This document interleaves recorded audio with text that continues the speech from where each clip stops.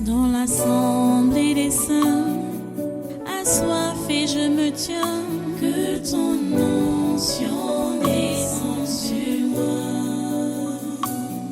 Conscient que mon destin est dans le creux de ta main, que ton onction descende sur moi. Je suis disposé, assoiffé, que ton onction descende sur moi. Je suis disposé, assoiffé, que ton onction descende sur moi.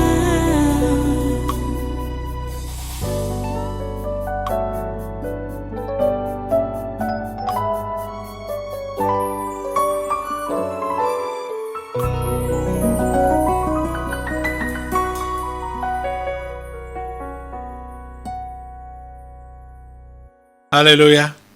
Reste debout et prends ta Bible. Nous allons prendre la parole ce matin pour continuer dans la même lancée que les autres jours des rassemblements ici au Tabernacle de la Liberté. C'est la suite de cet enseignement qui nous a conduit à voir comment est-ce que l'homme nouveau se renouvelle. Qu'est-ce qui fait renouveler l'homme nouveau?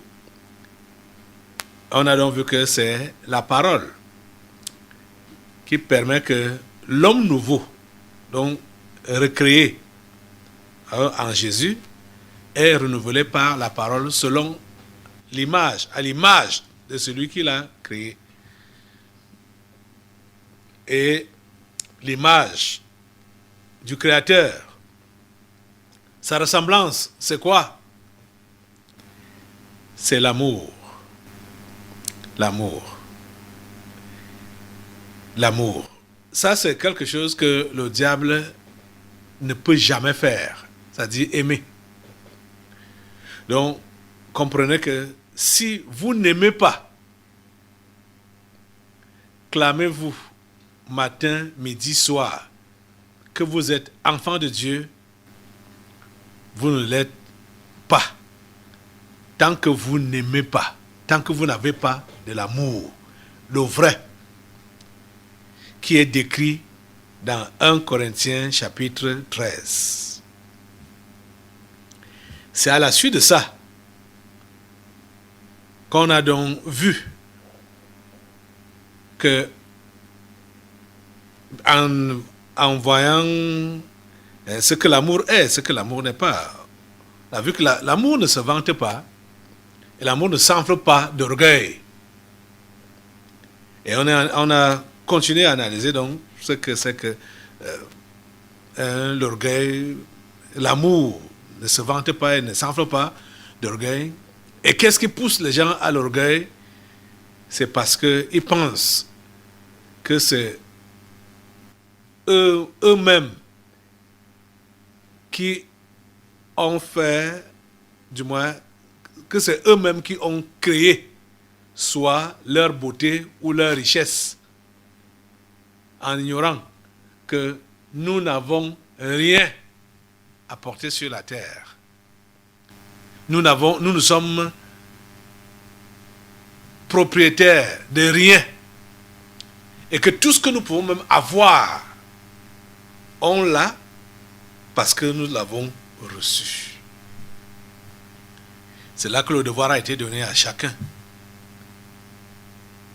de répondre droitement à ces trois questions.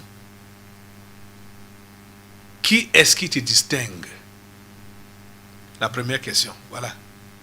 Qui est-ce qui te distingue? Deuxième question. Qu'as-tu que tu n'aies reçu? Troisième question. Si tu l'as donc reçu, pourquoi te glorifier comme si tu ne l'avais pas reçu? C'est là que nous sommes. Et jeudi passé, nous nous sommes arrêtés à ce verset que Je vais lire, parce que comme c'est la suite, j'ai préféré faire un petit résumé comme ça, peut-être pour ceux qui viennent de nous prendre pour la première fois, mais ou aussi pour rafraîchir la mémoire des uns et des autres.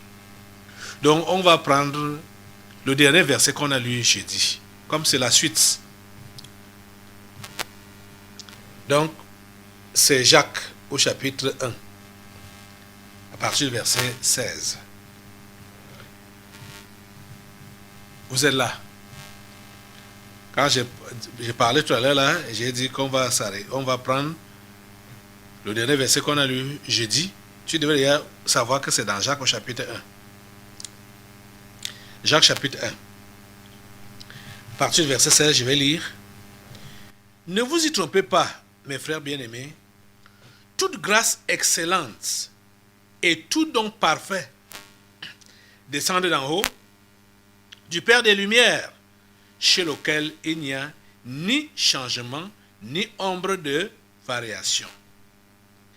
Il nous a engendrés selon sa volonté, par la parole de vérité, afin que nous soyons en quelque sorte les prémices de ces créatures.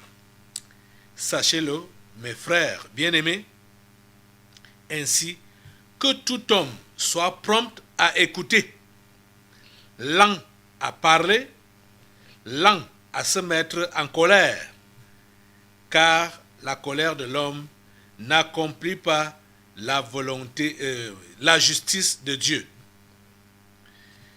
C'est pourquoi, rejetant toute souillure et tout excès de malice, recevez avec douceur la parole qui a été plantée en vous et qui peut sauver vos âmes.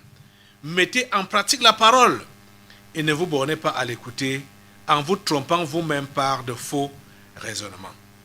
Prions le Seigneur. Dieu trois fois saint, nous bénissons ton nom ce matin et nous te remercions infiniment pour ta parole que tu nous donnes encore. Nous te remercions pour ta disponibilité de toujours nous l'enseigner, de nous instruire dans tes voies et de permettre que nous puissions accomplir ta volonté sur cette terre. S'il te plaît, accomplis-la. Permets que nous puissions accomplir ta volonté sur cette terre en nous instruisant maintenant. Donne-nous les oreilles des disciples, à tous ceux-là qui sont sur le flanc de ce programme, ceux qui sont ici présents au tabernacle de la liberté et ceux qui écoutent un peu partout dans le monde. Nous prions, Seigneur, pour que ta volonté s'accomplisse dans nos vies pendant ce programme. Oh Dieu, s'il te plaît, agis. Agis, Seigneur. Nous savons que ce culte a déjà été exécuté dans ton monde, avant la fondation de ce monde. Notre prière est que ce que tu avais planifié, ce que tu avais fait, ce qui s'était passé pendant ce temps-là, nous puissions le vivre. Maintenant, que ta volonté soit faite sur la terre comme au ciel. Que ta volonté soit faite parmi nous comme au ciel, en ce temps-ci, en cet instant. C'est ma prière à toi, ô Dieu. Au nom de Jésus, j'ai prié. Amen. Amen. Prenez place. Une fois de plus, soyez les bienvenus au tabernacle de la liberté. Soyez les bienvenus à ce congrès de surnaturel de ce 25 septembre 2022. Nous continuons dans notre enseignement. Nous n'avons rien de propre. Nous n'avons rien que nous n'avons pas reçu. Tout ce que nous avons, ce sont des dons. Tout ce qu'on peut avoir, c'est un don. On a parlé de Jean-Baptiste l'autre jour. C'était jeudi. Quand les gens ont voulu le provoquer à la jalousie, à l'envie, à la comparaison. Mais il ne savait pas qu'il parlait avec un esclave de Dieu. Celui qui savait se mettre à sa place. Si tu ne sais pas te mettre à ta place, tu seras toujours frustré ou alors tu seras toujours gonflé. Parce que quand on n'est pas à sa place, soit on est gonflé outre mesure ou alors on est frustré. Gonflé quand on estime qu'on est et qu'on a ce que l'autre n'a pas ou ce que l'autre n'est pas. Frustré quand on estime qu'on n'est pas comme l'autre, on est moins que l'autre, ou on a moins que l'autre, on est frustré. Le vrai chrétien n'a pas besoin d'être frustré dans n'importe quelle circonstance. Le vrai chrétien n'a pas besoin d'être frustré. Je dis dans n'importe quelle circonstance. Que tu aies, que tu sois, que tu n'aies pas, ça te reste, je veux dire, ça te laisse à la même position. Tu gardes la même température. Les amis, il faut que vous compreniez que vous perdez assez de temps, non seulement à vous-même, mais à Dieu. Quand vous êtes en train de chercher à vous battre pour vous positionner, vous êtes chrétien, hein?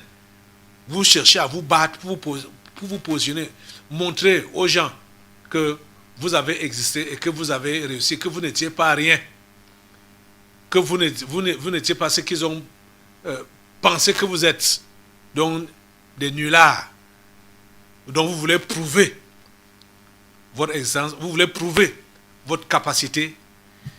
Les amis, vous vous battez pour rien. Et si je peux dire, vous vous battez pour vous-même.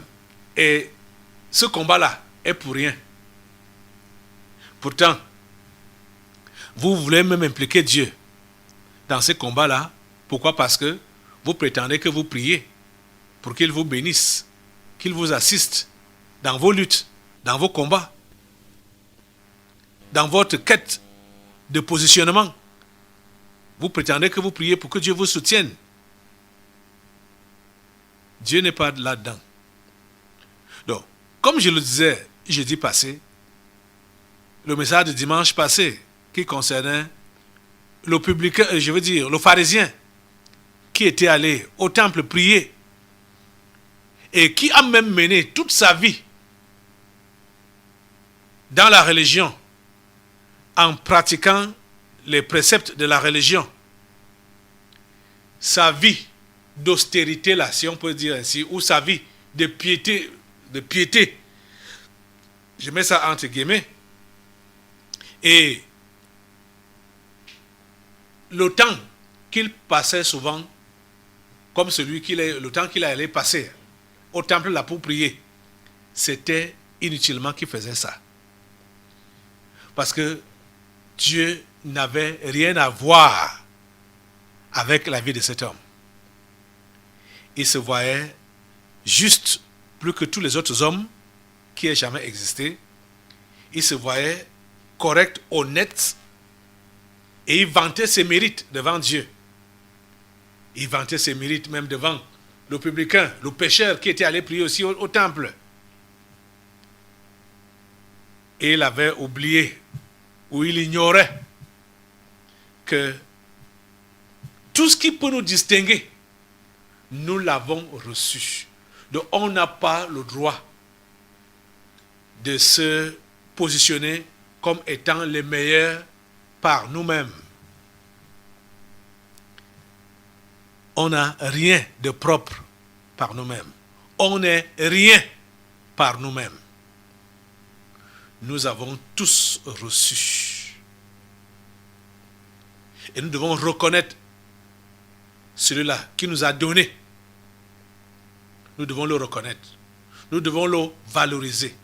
Nous devons être effacés. Effacés.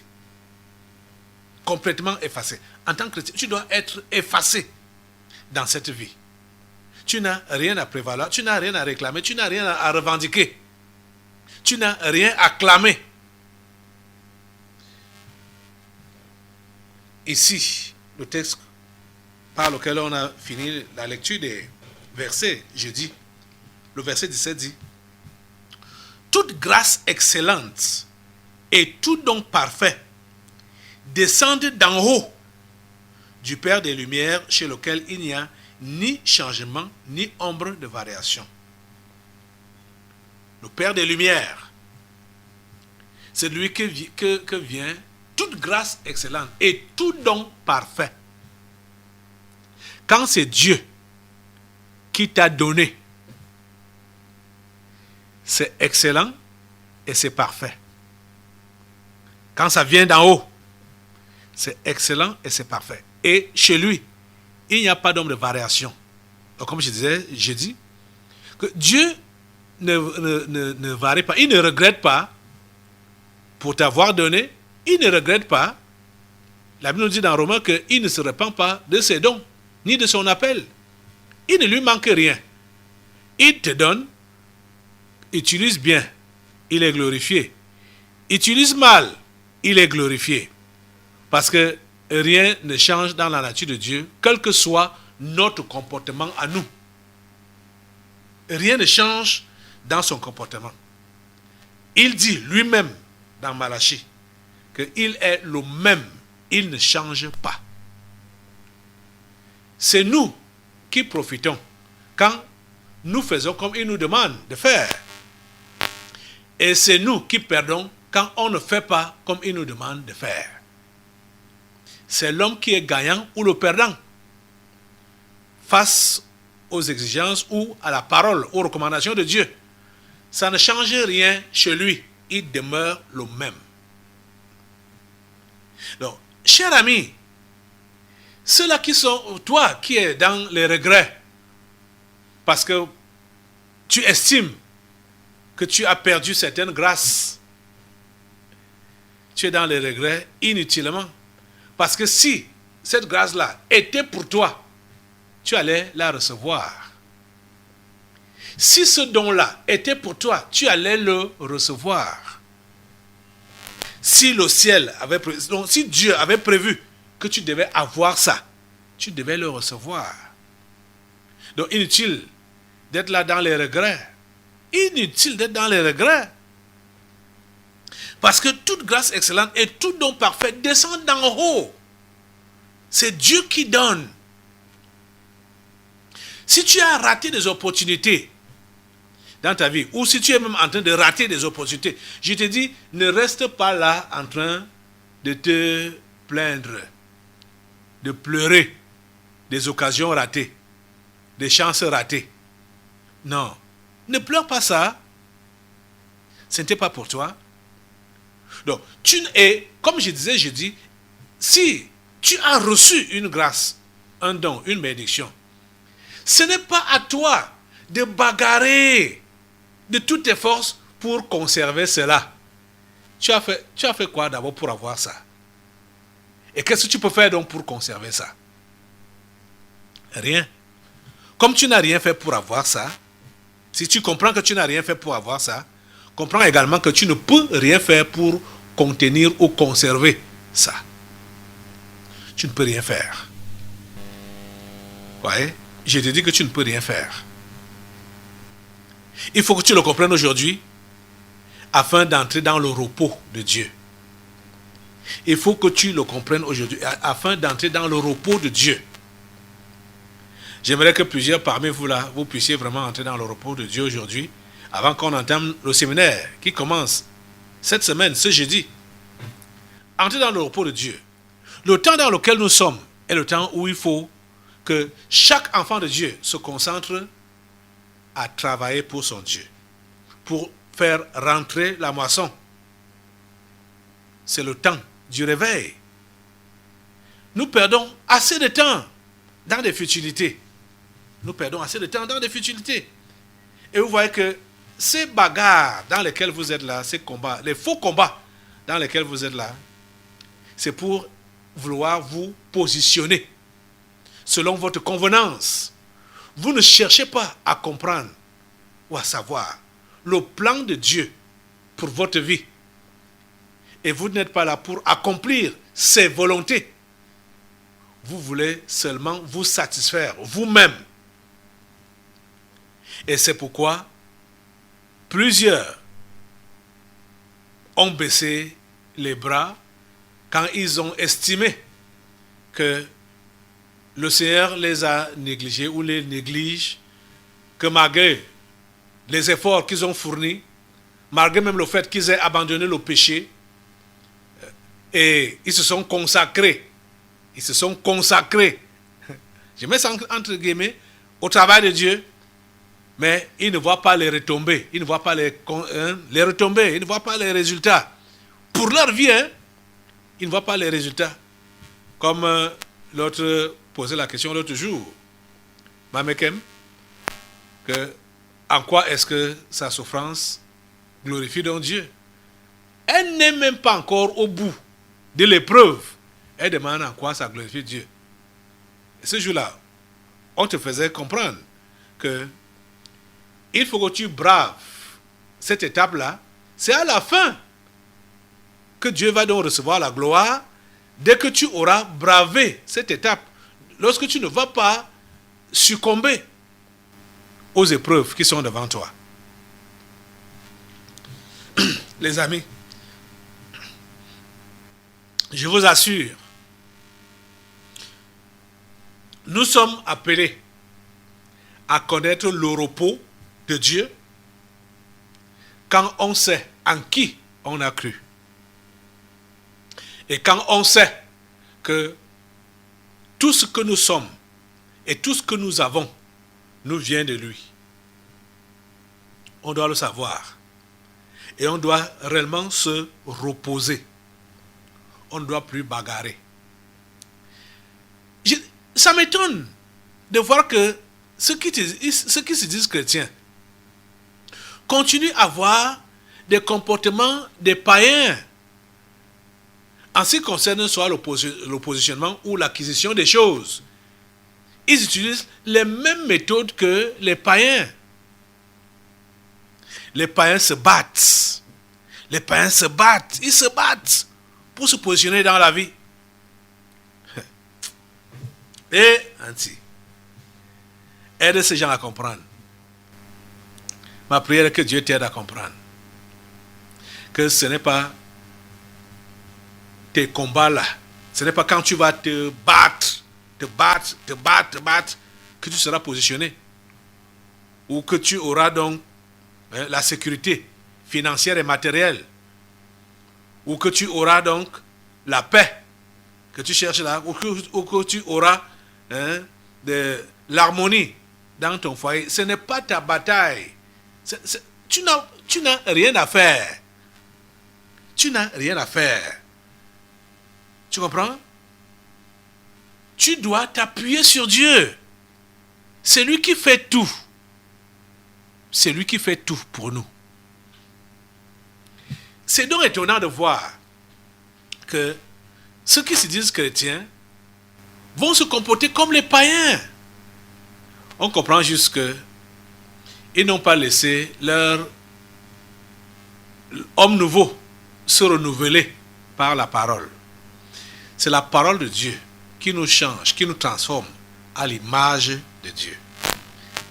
C'est elle qui nous transforme selon l'image de Dieu.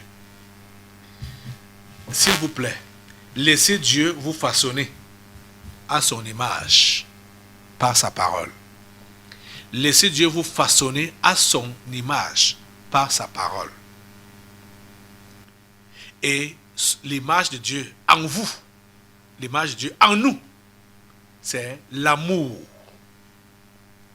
Et cet amour ne s'enfle pas d'orgueil.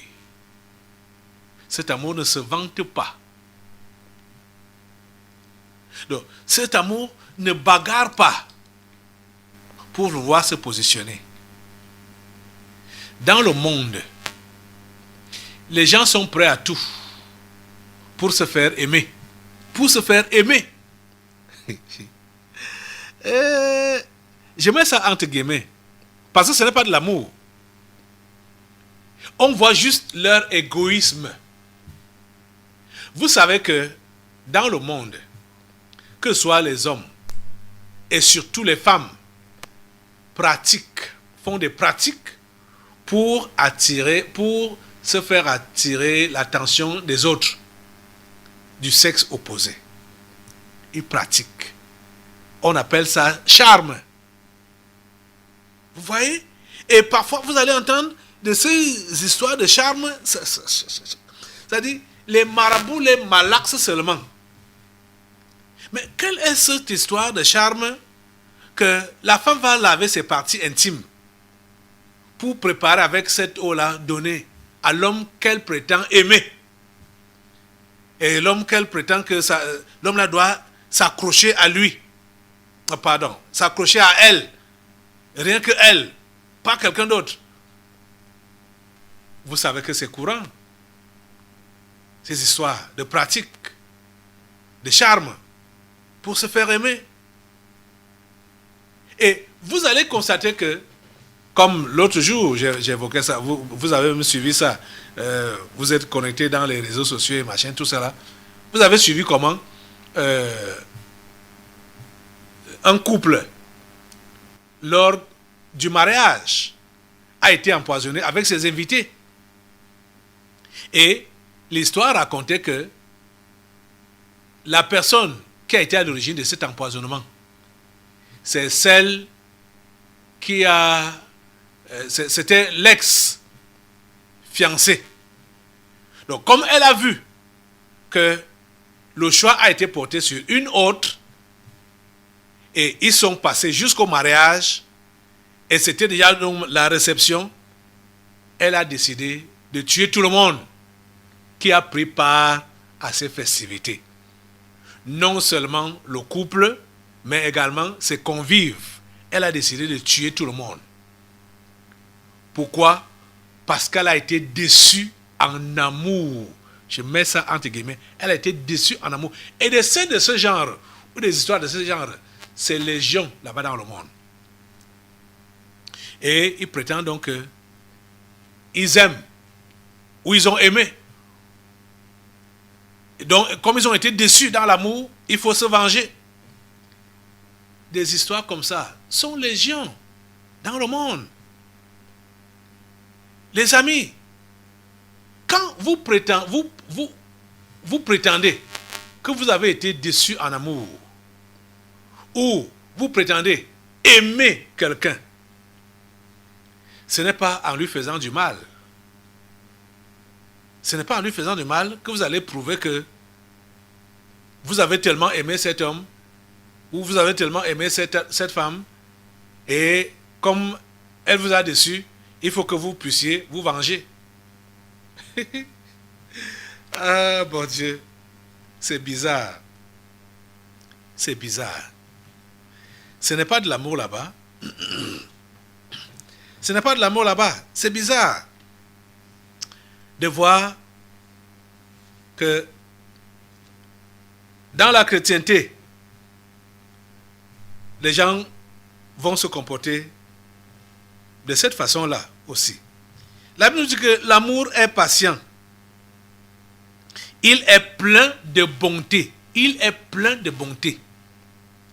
L'amour cherche toujours à faire du bien. L'amour n'est point envieux. Donc, ne désire pas la chose de quelqu'un d'autre. L'amour ne se vante pas. Il ne s'enfle pas d'orgueil. C'est ces deux aspects-là qui nous ont conduits là où nous sommes là maintenant. Il ne fait rien de malhonnête. Il ne cherche point son intérêt. Il ne cherche point son intérêt. Vous voyez donc que ce qu'on appelle aujourd'hui amour au niveau du monde, c'est bizarre de voir que même au niveau de la chrétienté, ce n'est pas de l'amour, mais c'est l'égoïsme, l'intérêt personnel. L'amour ne cherche point son intérêt.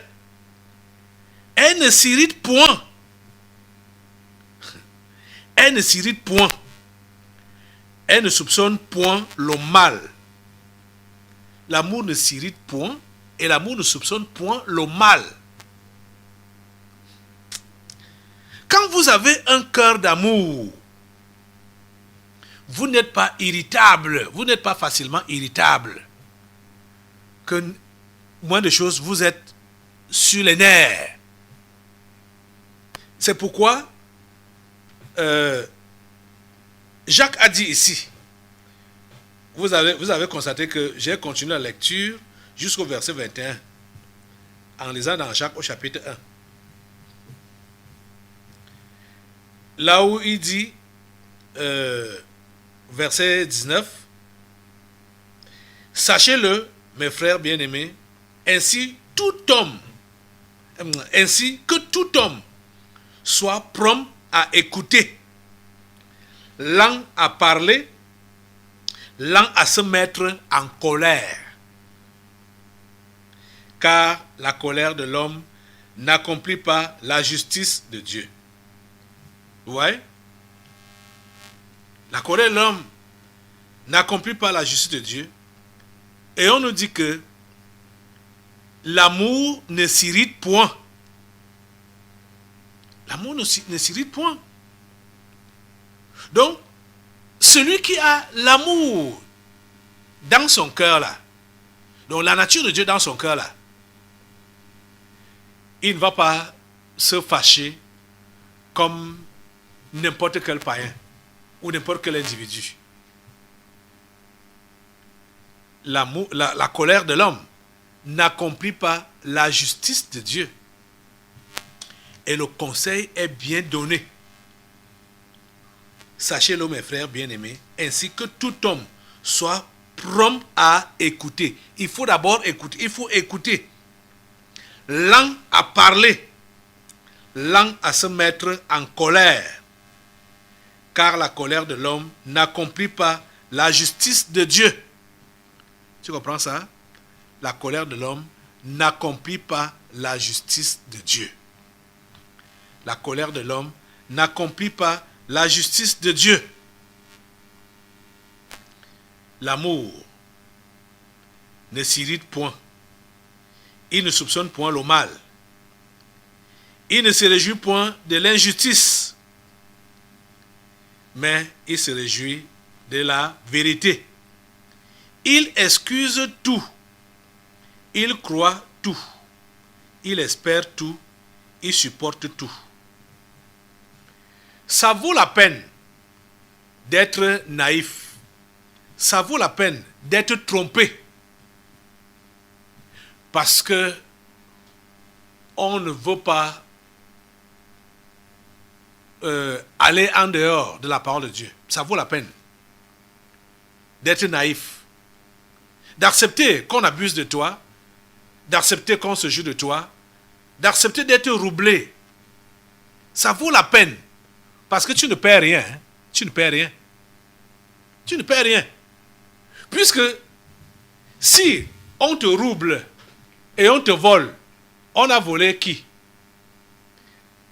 Qu'est-ce qu'on a volé? Qu'est-ce qu'on a pris de toi, chez toi? Tu as fait quoi pour avoir ça? Ce n'est pas ta chose qu'on a pris là. Ce n'est pas ta chose qu'on a détournée. Donc tu n'as pas raison de t'enflammer. Tu n'as pas raison de t'énerver. Tu n'as pas raison de te venger. Tu n'as pas raison d'ameuter le ciel et la terre.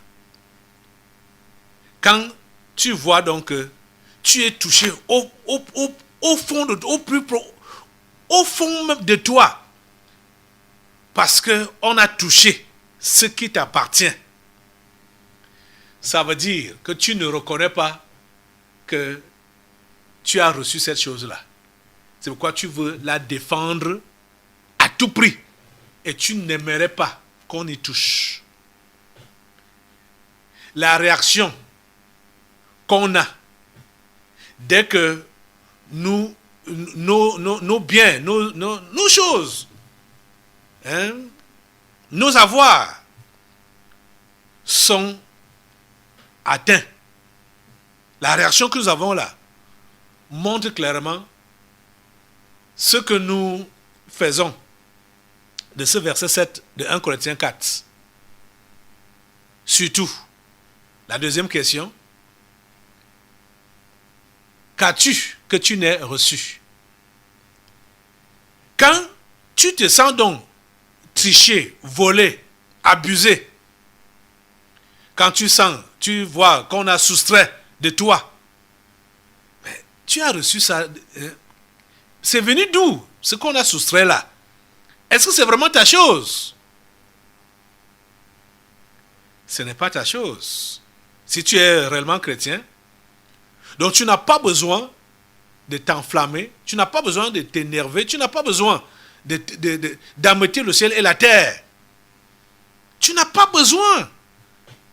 Si tu reconnais que tu as reçu cette chose qu'on est venu ramasser là, ou qu'on a pris là, ou qu'on a détourné, si tu reconnais que tu as reçu ça, tu ne devrais pas avoir cette colère, cette rancœur, cette haine dans ton cœur. Tu ne devrais pas avoir cela dans ton cœur.